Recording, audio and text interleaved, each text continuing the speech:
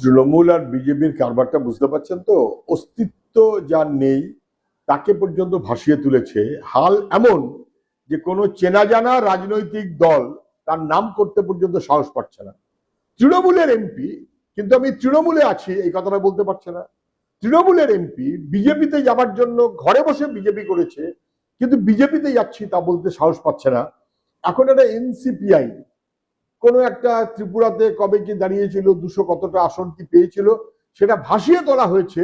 হঠাৎ করে তার নাকি 20-22 জন এমপি হয়ে গেলেন, যাতে জিতেছেন তৃণমূলের হয়ে, কিন্তু বিজেপির সঙ্গে এনডিএতে মন্ত্রী হবার ব্যবস্থা করা যায়, অথবা লুঠের অপরাধে অপরাধী হয়েও তদন্তকে এড়িয়ে যাওয়া যায়। যাদের জেলে থাকার কথা তারা রাজনীতির নেতা হয়ে গেছেন। যা সর্বনাশ হবার সেই সর্বনাশটাই হচ্ছে। শোনা যাচ্ছে এই যে 20 জন সাংসদ, তাদের মধ্যে থেকে 2 জন সুদীপ বন্দ্যোপাধ্যায় এবং শর্মিলার নাম আসছে সামনে, যে এদেরকে নাকি কেন্দ্রীয় মন্ত্রীও করা হবে।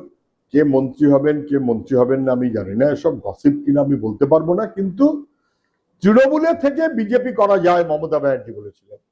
তাহলে তৃণমূলের থেকে বিজেপির মন্ত্রী হওয়া একটু অসুবিধা আছে, অতএব বকলমে বিজেপির মন্ত্রী হতে গেলে এনডিএ শরিক হওয়া যায়, তাহলে বকলমে একটা আলাদা পার্টি খুঁজেও হয়তো নেওয়া যায়। এবার কে মন্ত্রী হবার ধান্দায় আছেন আর কে পিঠ বাঁচানোর ধান্দায় আছেন সেটা পরে বোঝা যাবে। কিন্তু মোদ্দা কথা, জ্যোতি বসু বলেছিলেন মমতা ব্যানার্জির সবচেয়ে বড় অপরাধ খাল কেটে কুমির আনার মতন করে পশ্চিমবাংলায় বিজেপিটাকে নিয়ে এসেছে।